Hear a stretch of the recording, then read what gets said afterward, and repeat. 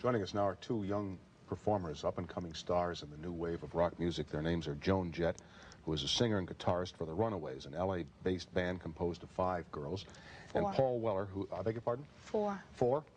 Strike that. They were 5, but now they're 4. And Paul Weller, who is 18 years old, the lead singer of a British group called The Jam. We saw them on a little piece of film at the start of the show. He prefers to be known as a new wave artist because punk rock is a label invented and exploited by the media. Is that true? Did we make it up? And not the musicians? I don't say you, but certain music press in England.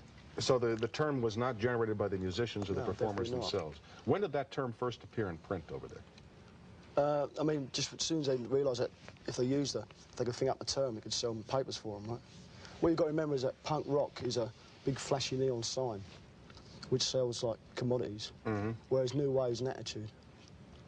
What is the attitude? It's an attitude of the youth, of like suppress youth. For years, youth has been unrecognised, and this is just a way of getting back. At whom? At whoever suppresses them. What do you think is suppressing you? Or who do you think has suppressed you? I remember it's like things like school, right? Like, you're constantly, the teachers are telling you like, what they've learnt in the past years and how they fought the war for you, which I'm very grateful, but I've got things to tell them as well. So now I'm doing it. What do you think you're telling them? I'm telling them about me, I'm telling them about my environment. What does your music say? I've not heard it, so give me some ideas. Pick one of your songs and tell me an idea.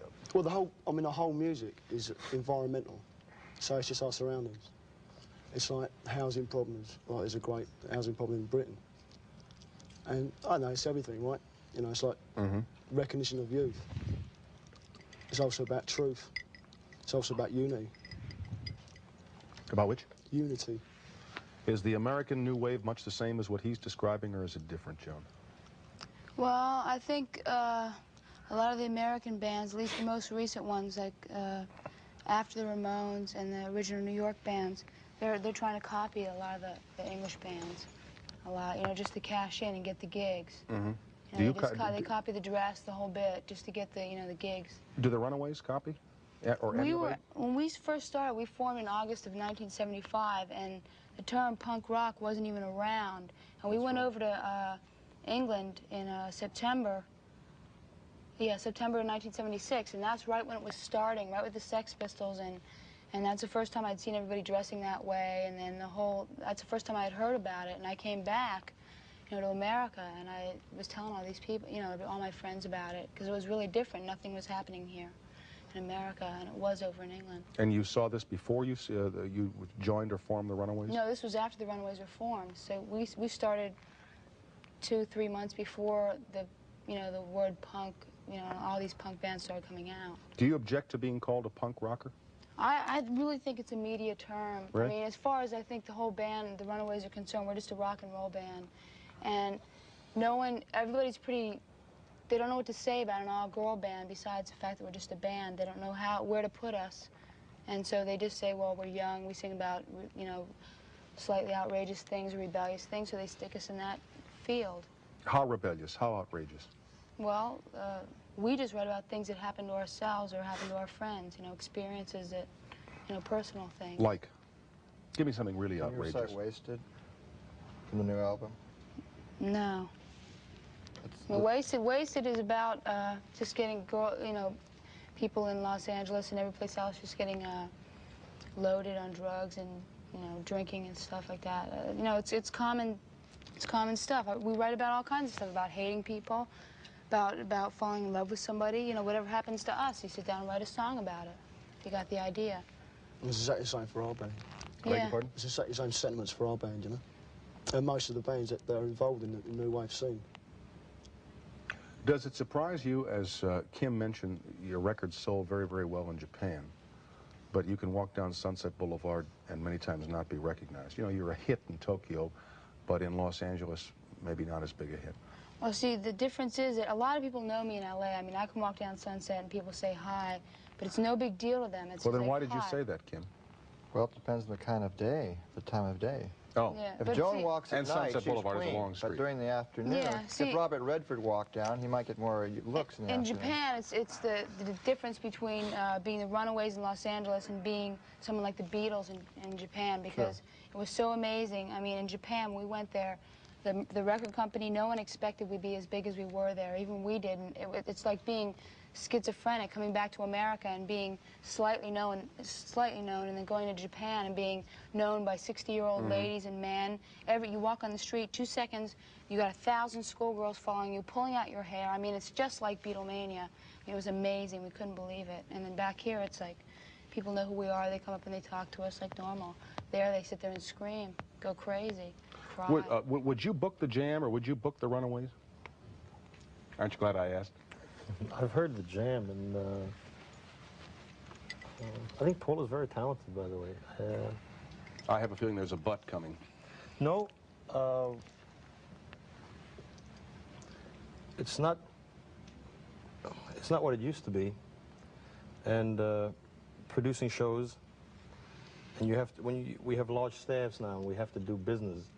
And I like your group, and I've heard them. So I'm lucky that Paul is sitting here, and I haven't heard. You mean you don't wear swastikas and you don't wear Ku Klux Klan? There's very few people who do in Britain. I mean, that's another thing that is Mediaized, hyped? Yeah. Okay.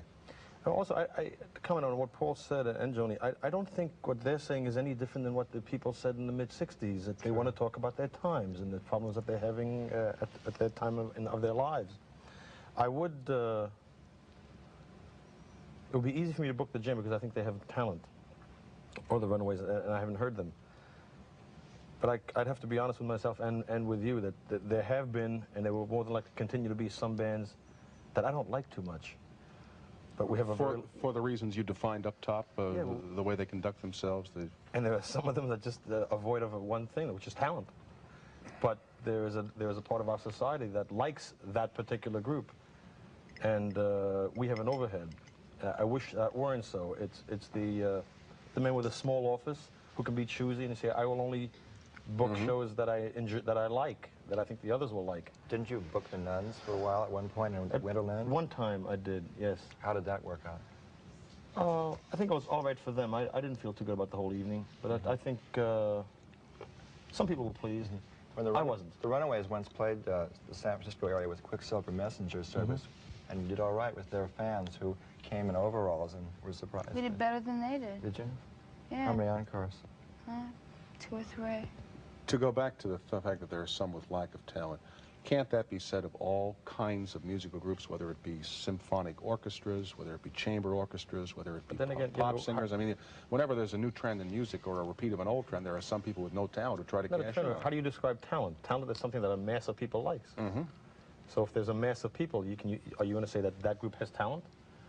You can go the reverse. I know some brilliant, brilliant artists that have great talent, have no audience. True. So how can Because they're not commercial, excuse me. How can you say that punk bands are not talented? I mean, who says what is talent and what isn't talent? Well, I mean talent defined in terms of being able to support the overhead of an establishment. I mean talent in terms of being able to attract an audience that will pay hard money to come in and see. We played Hammersmith Odeon, which is like a very big venue in Britain, which is 3,500 people, right, which may be not big by American standards. How many does it seat? 3,500, right? 3,500, yeah. No, 3,500. Yeah, right, yeah. Sorry, I wasn't very good at maths anyway.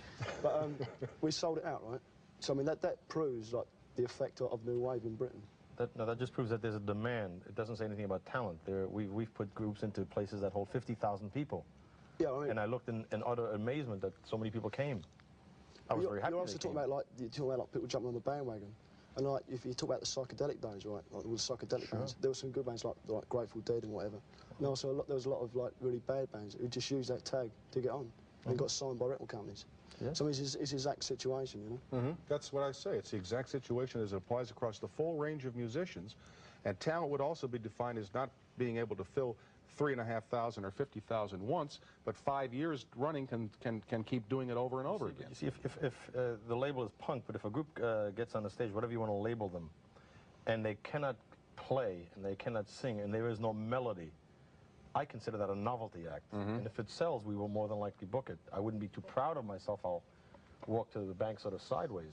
But nonetheless, you will walk to the bank. I will try to. Nevertheless, Gladys Gooding will play the national anthem. Oh, God, yes. We will continue after these words from our sponsors.